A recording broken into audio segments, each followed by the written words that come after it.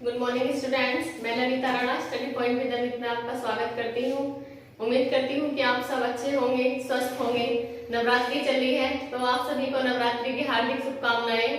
और मैं आप लोगों से रिक्वेस्ट करती हूँ कि माता रानी से प्रेयर कीजिए कि हमारा चैनल ज्यादा से ज्यादा आगे ग्रोथ करे और आप सबका जो साथ है वो हमेशा ऐसे बना रहे, हम लोग साथ में हमेशा रहे लंबे टाइम तक।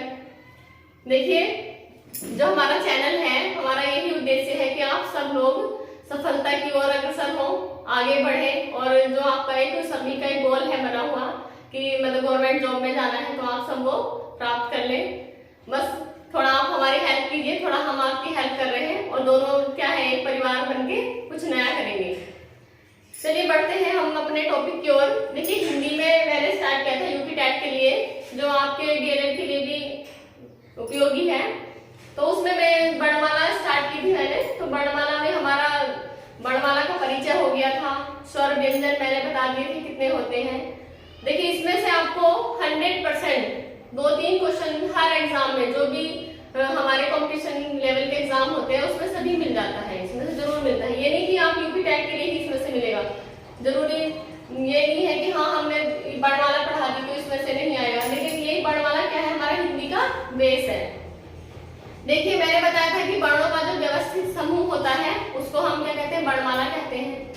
अब देखिए, जो वर्ण होते हैं, इसमें से मैं थोड़ा आपको क्वेश्चन लिखवा देती हूँ, आप लिख लेना इन क्वेश्चन को, नोट डाउन कर लेना, क्योंकि बाद में फिर क्या होता है, हम आपको क्वेश्चन प्रोवाइड तो कराएंगे लेकिन आपके पास लिखा हुआ रहेगा तो और ज्यादा अच्छा रहेगा। देखिए, क्वेश्चन तो यही है कि वर्णों का जो व्यवस्थित समूह है उसे क्या कहते हैं, वर्णमाला कहते हैं। अब एक क्वेश्चन ये बनता है कि वर्ण क्या होते हैं, ठीक है। फिर मैंने बताया था कि जो व्यक्ति के जो भाव और विचार होते हैं उनको जो व्यक्त करने का माध्यम होता है वो क्या होता है, भाषा होती है। चलिए इसको लिख लीजिए। व्यक्ति के भावों, विचारों,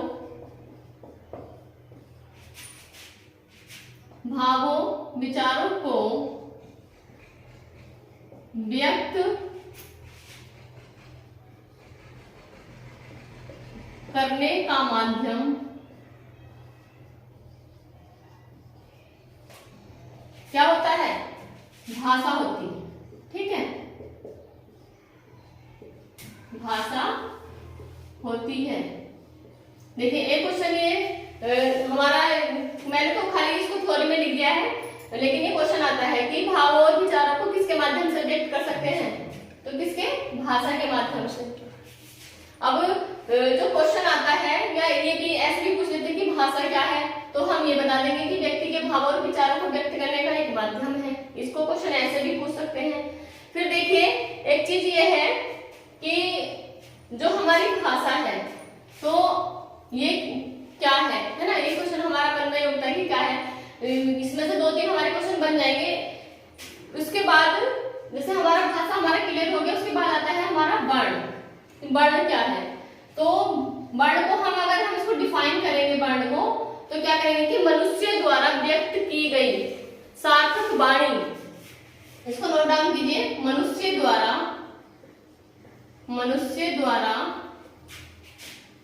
व्यक्त की गई सार्थक वाणी, सार्थक वाणी क्या कहलाती है, वो भी हमारी क्या कहलाती है, भाषा ही कहलाती है, ठीक है। यहां से ये हो गया।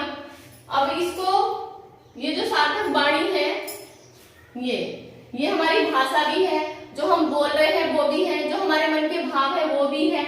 फिर इसको एक चीज हमारी यहाँ से हम कर सकते हैं कि जो हमारी वाणी है तो वो किससे मिलके बनी है, वर्णों से मिलके बनी है। यानी कि जो हम अपने मुख से जो शब्द बोलते हैं, जिन शब्दों का हम उच्चारण करते हैं, तो वो क्या है, हमारी वाणी है, यानी कि वर्ण है। अब देखिए, ये जो वर्ण है तो इसको हम एक पॉइंट हम यहाँ से बना लेंगे कि मुख से निकलने वाली स्वतंत्र, प्रत्येक स्वतंत्र ध्वनि क्या कहलाती है हमारी, वो भी हमारी क्या कहलाती है, वाणी कहलाती है। तो हम कुछ भी बोल रहे हैं, जैसे कि हम बादल बोल रहे हैं, हवा बोल रहे हैं, पानी बोल रहे हैं, ये भी सब क्या है, हमारे लिए वाणी है। तो ये जो क्वेश्चन मैं आपको बोल रही हूँ, आपको लगता है ऐसा रहा कि सब एक ही तरह का है, लेकिन ये क्वेश्चन है, ये इस तरह से आपसे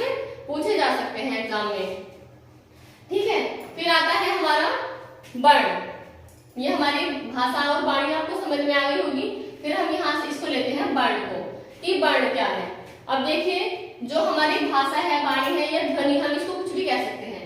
अब देखिए इसको यहाँ से हम पॉइंट को नोट डाउन करेंगे कि ध्वनि की देखिए अब हम देखते हैं वर्ण को, तो ध्वनि की वह छोटी से छोटी इकाई, छोटी से छोटी इकाई जिसके क्या टुकड़े नहीं कर सकते, या जिसको हम खंडों में या विखंड में नहीं बांट सकते, जिसके टुकड़े नहीं कर सकते या किए जा सकते।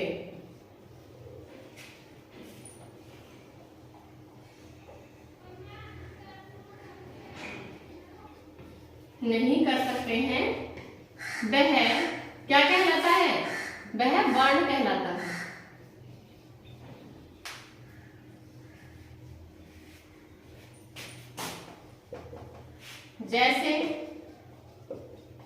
जैसे हमारा ए,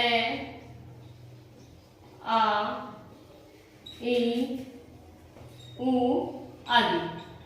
अब देखिए ये जो हमारे ए, आ, ई, उ ये है, तो क्या हम इनको टुकड़ों में बांट सकते हैं? नहीं बांट सकते, क्योंकि ये क्या है, हमारे स्वर है, और स्वर को क्या बनते हैं, स्वतंत्र रूप से बोले जाते हैं, यानी कि बिना किसी अन्य वर्ण की सहायता के ये खुद ही बोले जाते हैं, तो इनको हम टुकड़ों में नहीं बांट सकते हैं।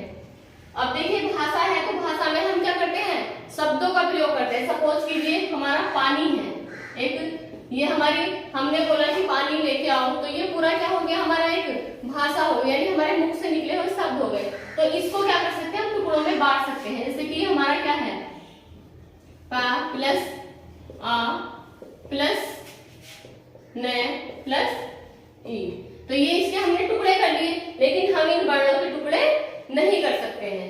चलिए आगे बढ़ते हैं।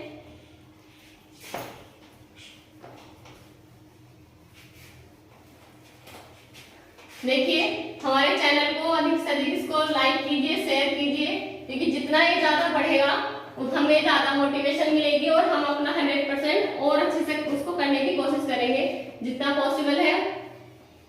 तो इसलिए प्लीज हमारे चैनल को लाइक, शेयर और सब्सक्राइब कीजिए। अब देखिए ये तो हमें वर्ण समझ में आ गया कि वर्ण क्या होते हैं, यानी कि ध्वनि की जो सबसे छोटी इकाई है जिसके टुकड़े नहीं किए जा सकते, तो वो हमारी क्या कहलाती है, वर्ण कहलाती है। अब देखिए ये जो हमारे वर्ण होते हैं, तो ये इन वर्णों के मेल से ही हमारे क्या होते हैं, शब्द का निर्माण होता है। एक पॉइंट यहाँ पे नोट डाउन कीजिए, वर्णों के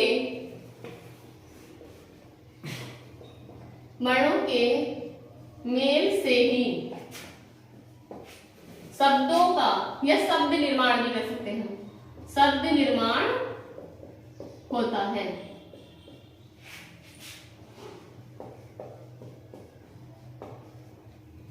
शब्द निर्माण होता है। देखिए एक क्वेश्चन ये हो गया, फिर एक क्वेश्चन मैं थोड़ा ओरली बता देती हूँ आपको, आप लिख लेना उसको।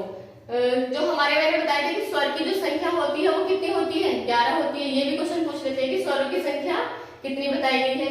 उसके बाद कि हिंदी वर्णमाला में कुल व्यंजन या स्वर कितने हैं, तो या वर्णों की जो कुल संख्या है वो कितनी है, वो आपको बताई है, मैंने बताई थी 52 है। ये जो 52 संख्या है ये किसके आधार पे है, लेखन के आधार पे, ठीक है, लेखन के आधार पे 52 है। चलिए आगे बढ़ते हैं। देखिए एक जो ये वाला हमारा क्वेश्चन हो गया, एक क्वेश्चन और आता है कि जो हमारा शब्दों का जो समूह होता है, शब्दों का समूह जिसका अर्थ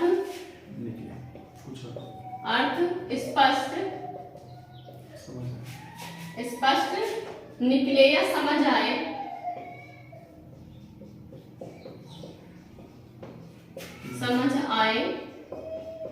वह वाक्य कहलाता है, वह वाक्य कहलाता है।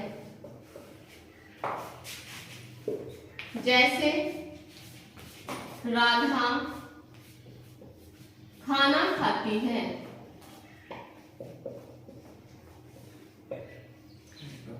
ठीक है, राधा खाना खाती है। तो देखिए राधा क्या कर रही है, खाना खा रही है। इसका अर्थ निकल रहा है कि उसको भूख लगी होगी तो उसने खाना खाया। ठीक है, तो ये जो हमारे क्या है, राधा है, खाना है, खाती है, तो ये सब क्या हमारे, ये सब हमारे शब्द हैं और इन शब्दों के मेल से या समूह से क्या बना, हमारा एक वाक्य बना। देखिए यहाँ तक कि ये जो मैंने क्वेश्चन कुछ लिखवाए हैं आपको, ये 100% आपको इनमें से जरूर मिलेगा। ये नहीं कि यूपी टेट में ना मिलेगा। जैसे लेखपाल की वैकेंसी है हमारी, या अभी हमारा टेट का एग्जाम आने वाला है, उसमें भी जरूर कुछ ना कुछ आपको इसमें से हेल्प मिलेगी। देखिए आप जो है ना वीडियो को लाइक नहीं कर रहे हो, शेयर बिल्कुल भी नहीं कर रहे, हमें समझ नहीं आ रहा कि या तो हमारा पढ़ाया हुआ आपको समझ नहीं आ रहा। जो एक मोटिवेशन आप लोगों से मिलके हमें मिलती है, थोड़ा सा इंकरेज करते हैं कि नहीं मैम हमें वीडियो अच्छी लग रही है, कुछ बच्चे हमें मोटिवेट करते हैं, लेकिन जब हम वीडियो देखते हैं तो लाइक उतने मिलते नहीं हमें। तो इसलिए ज्यादा से ज्यादा लाइक कीजिए। आप वीडियो देख रहे हैं तो अभी उसको लाइक जरूर कीजिए और जितना हो सके उसको शेयर कीजिए।